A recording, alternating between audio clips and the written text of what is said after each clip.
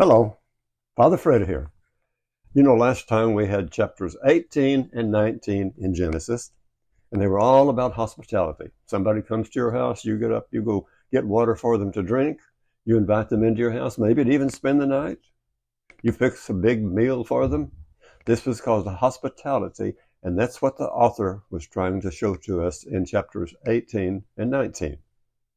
Now, we're about to make a big change. This next chapter 20 does not have anything whatsoever to do with hospitality or anything that we read in 18 and 19.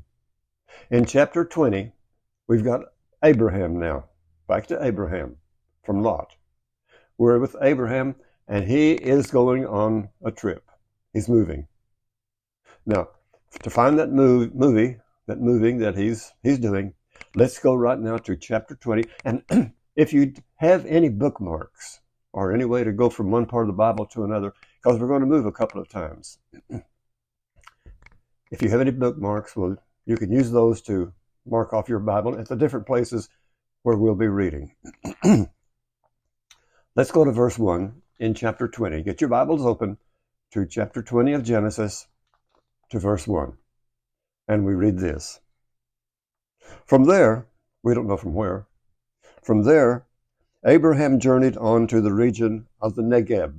Now, the Negeb is a desert that's in the southern part of Israel,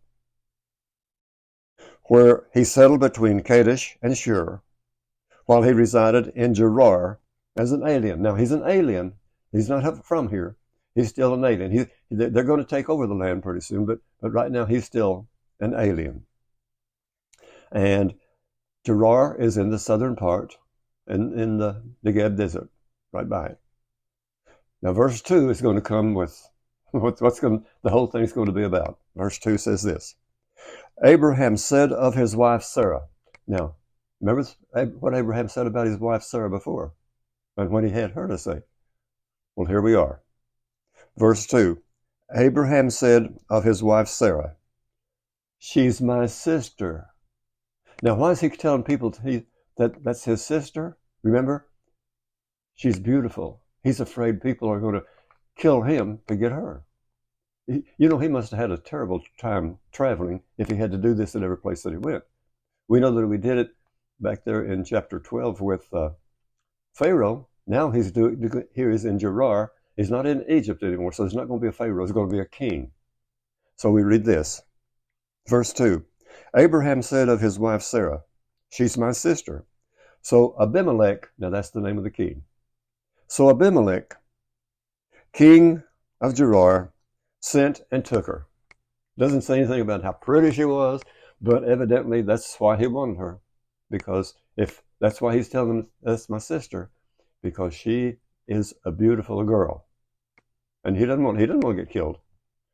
But the author has got something else in mind while he's telling us. This is just a story that he's telling us. And God sent and took Sarah. Now, keep that place there. And let's go to chapter 12. Chapter 12, still in Genesis, just back up in some 8 chapters. And we're going to read this. If you're in chapter 12, go to verse 10. Genesis, chapter 12, verse 10. And we read this. There was a famine in the land. So Abram, now he's still Abram here. He doesn't get his name changed to Abraham yet. When we're reading in 20, he'll be Abraham. Verse 10. There was famine in the land. So Abram went down to Egypt to sojourn there, since the famine in the land was so severe. Now it tells us why he went to Egypt. It doesn't tell us why he went to Gerar. Verse 11. Here's the interesting part. When he was about to enter Egypt, he said to his wife Sarah, I know that you are a beautiful woman. He's lucky. Well, maybe he's not so lucky. He has to keep dodging people. I know that you are a beautiful woman. Verse 12. When the Egyptians see you, they will say, she's his wife. They should say that. That's what it is. But look, then they will kill me and let you go. Let you live. Yeah. He's doing this so that he can live because she's beautiful. Now this is in chapter 12. We're going to have the same thing in chapter 20 when we come to that in just a little bit. Please say, therefore, that you are my sister, so that I may fare well on your account, and my life may be spared for your sake. That's strange. His life is going to be spared for her sake. He must have a pretty high opinion of himself. It's going to be for her that he's saved, not that he's going to die. Verse 14. When Abram arrived in Egypt, the Egyptians saw that the woman was beautiful. And what happened in verse 15? When Pharaoh's officials saw her, they praised her to Pharaoh. And what happens? And the woman was taken into Pharaoh's house. Pharaoh now has the wife of Abram. But that's to save his life. Now that's in chapter 12. In chapter 20, we're going to have the same thing. But let's look for just a moment what happens in chapter 18, between 12 and 20. So you can turn loose now of chapter 12 and open your Bibles to chapter 18 of Genesis. Chapter 18.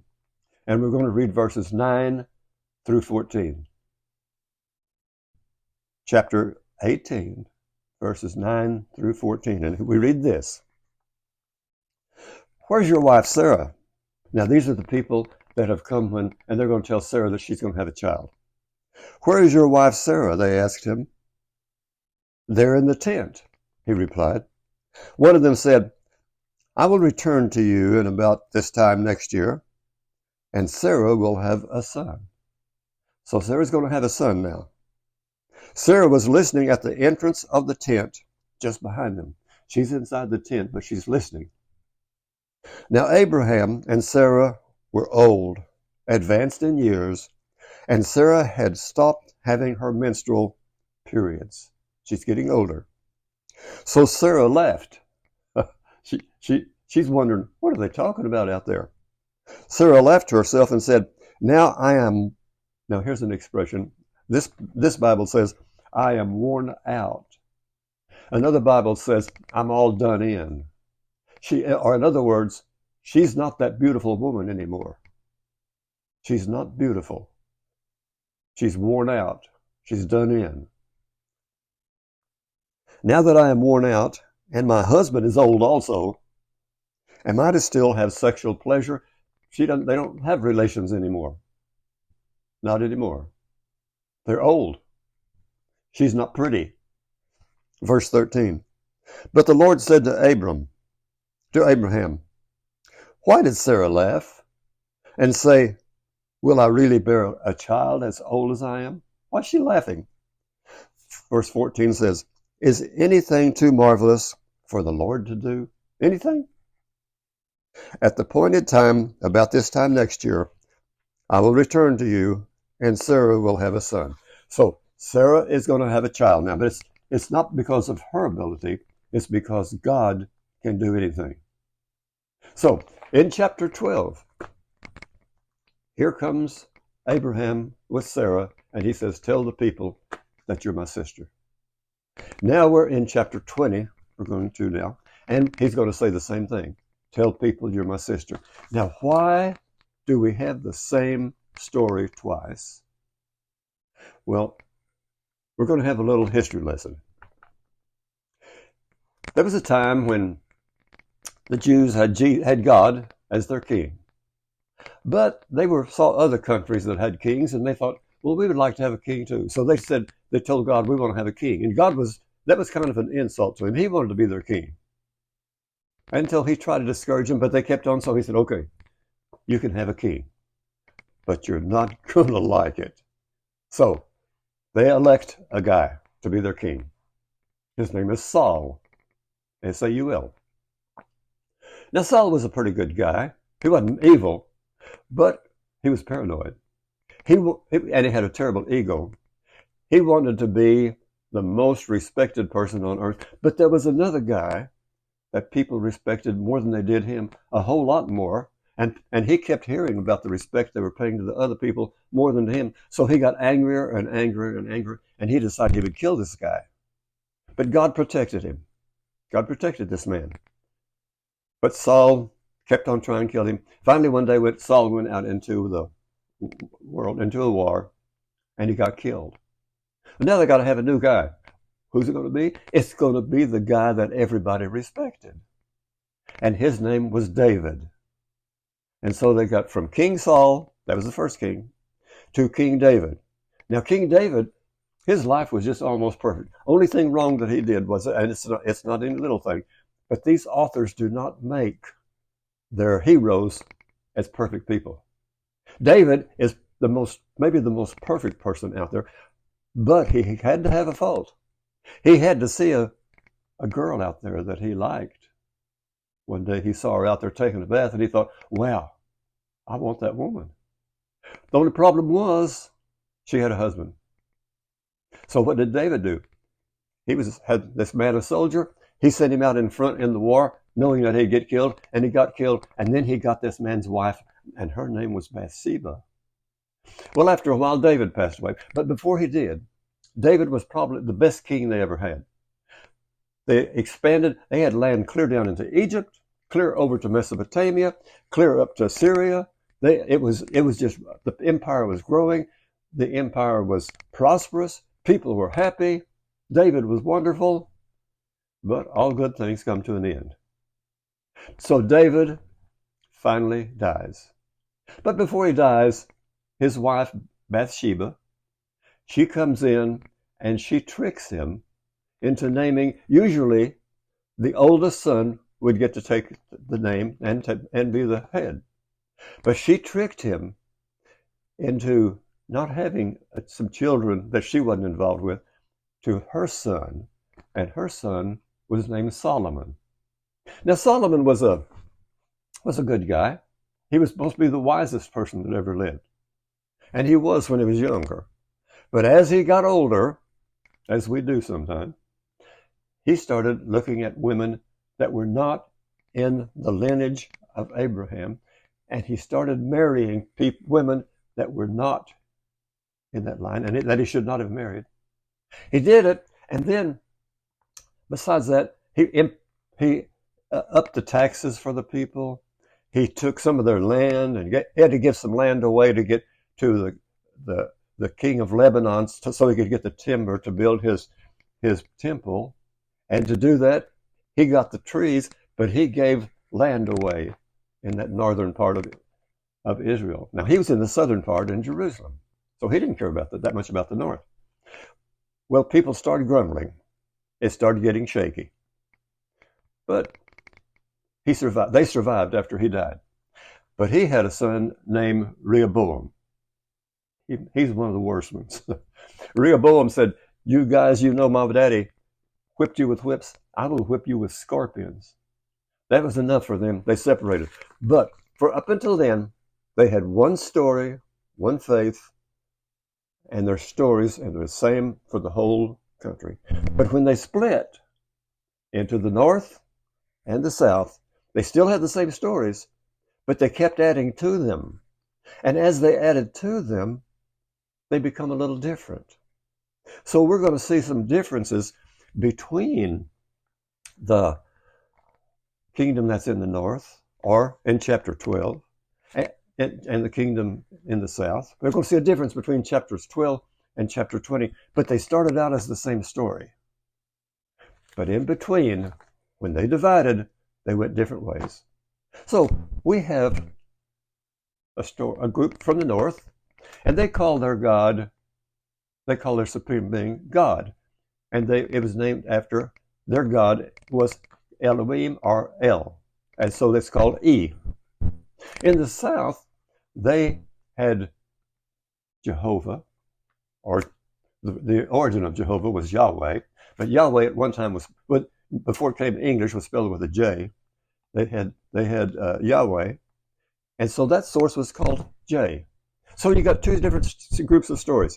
You got the story that started out same as this one, but they separated. And E uses God. So when we see God, it's going to be from the north. When we see J, it's going to be from the south. Now that's not all. Later on, there was a priest decided he wanted to put in, he had some writings, and they were mainly about laws, like Leviticus and Numbers, and starting with Deuteronomy, how to eat, what to do with this, if somebody attacks this, the Ten Commandments. All of these laws were written down by a priest. Now they were just all separate, but just like our Bible, the New Testament, at one time they decided we need to put these together. We need to get one. So there was this fellow, we call him a redactor or an editor. He took all three of those, and he's got one more coming, Deuteronomy. He's got those three and one more, and he's going to put them all in one story, into one big long tale. Now, that's the reason we have two different stories of creation. We have two different stories of the flood. We have two different stories of Moses striking a rock. One's he's a hero, once he can't even get into the promised land. And we're going to have two different stories where Abraham says, "Tell him you're my sister." Now, in chapter 18, it says she's all worn out.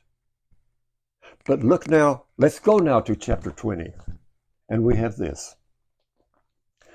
We're going to go to verse 3 again. Or let's look at verse 2. Abraham said of his wife Sarah, "She is my sister." So we've got a couple of things matching up. Abraham's traveling. It's Abraham now, not Abram. He's traveling. He's coming into a new place. She's going to become his sister, not his wife. And we're going to have more things. It's going to be two different stories, but it's going to have some variations because the people in the north wrote a little bit different than the ones in the south. Verse 3 says, "But God came to Abimelech in a dream." Now, a dream is another characteristic of the north. If an angel or a God is talking to the people and it's in a dream, they wrote a lot about dreams in the northern kingdom. We say the northern kingdom. There were one kingdom, united, but then they became the northern kingdom and the southern kingdom. This one is going to be from the northern kingdom. It's E. It's going to be the same story with variations. That sounds odd because it makes it not the same story. It started out the same story. Let's look at verse 3 again. "But God came to Abimelech in a dream one night and said to him, 'You're about to die.'" You're about to die. Now, Abimelech, he doesn't have any idea what's going on. "You're about to die because of the woman you have taken, for she has a husband." He didn't know that. Why is he going to die? Why is he going to have to die? He didn't know that she had a husband. So Abimelech, who had not approached her, said, "Oh Lord, wow, would you kill an innocent man?" Verse 5, "Was he not the one who told me, 'She's my sister'? She herself also said, 'He is my brother.'" Now there's another variation. She never said, "He's my brother" in chapter 12, but in chapter 20 he does. "And I acted with a pure heart and with clean hands." Now, here she is beautiful again. But remember in chapter 18, she was all worn out. She was all done in. How can she be beautiful in chapter 20, but she's all done in chapter 18 when 20 comes after 18? The reason is they didn't write that story that way in the north. They didn't write the story about her being all done in. That's in the south. So they had no problem with this because it was no conflict. Because she never said that in the northern kingdom. Interesting, isn't it? Okay, we go ahead. "But she stated, 'He is my brother. I acted with a pure heart and with clean hands.'" How can you blame me? Verse 6, "God," now this is a clue, it's from the north. It's not Lord, it's God. "God answered him in a dream, 'Yes, I know you did it with a pure heart. In fact, It was I who kept you from sinning against me. That is why I did not let you touch her. He wanted to touch her. Don't you know? She was beautiful. But God didn't let him touch her. He put in his mind some way that he was not going to touch her. Because God didn't plan on him doing it anyway. Sounds like. But this is just the writer. This is the way he's writing it. Verse 7 says, so now, return the man's wife so that he may intercede for you. Since he's a prophet, yeah, give him back. Now, he can do things for you. He's a prophet. And this is something that the prophet can do. Listen to this. He is a prophet that you may live. If you do not return her, you can be sure that you and all who are yours will die. The whole community is going to die. Sometimes, you wonder, what kind of a God is it? This is what Abimelech did. Why are everybody in town going to die? Verse 9. Early the next morning, Abimelech called all his servants and informed them of everything that had happened. And the men were filled with fear. I guess so, if they're going to all die. Then Abimelech summoned Abraham and said to him, what have you done to us? What wrong did I do to you that you would have brought such a great guilt on me and my kingdom? You've treated me in an intolerable way. See, he didn't know that Abraham was shaking in his boots. Verse 10. What did you have in mind? Abimelech asked. That you would do such a thing. He keeps going on. Why? Verse 11 says, Abraham answered, I thought there would be no fear of God in this place, and so they would kill me on account of my wife because she's a honey. She's beautiful in 20, but in 18 she was all worn out. There's no conflict. These are two different stories. Verse 12. Besides, she really is my sister. Now, that's an addition. He never said she really is my sister back there in chapter 12. But only my father's daughter, not my mother's. And so she became my wife. Verse 13. When God sent me wandering from my father's house, I asked her, would you do me this favor? In whatever place we come to, say, he's my brother. That's what he told her to say. Verse 14. Then Abimelech, now this is strange, took flocks and herds and male and female slaves and gave them to Abraham as he restored his wife Sarah to him. Now Abraham tricked him, but he's given Abraham all of these cattle. That was the same thing in chapter 12. We didn't get to it, but in chapter 12 he gave him slaves, he gave him cattle, he gave him silver, just to get him out of there. Why would he do that to somebody that tricked him? Because Abraham is a prophet. Look at verse 15. Then Abimelech said, here, my land is at your disposal. He's going to even give him all the land he wants. Settle any place you please. Just get out of here. Settle any place you please. Verse 16. To Sarah he said, I hereby give your brother 1,000 shekels of silver. He's even giving him silver besides all the cattle and everything else.